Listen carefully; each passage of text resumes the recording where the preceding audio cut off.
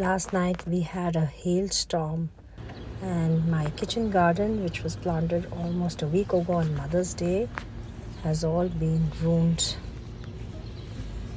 Hopefully, my marigold, they're safe, and I do not see where the beets and the beans are, and the peaches are all over the grass rather than on the tree.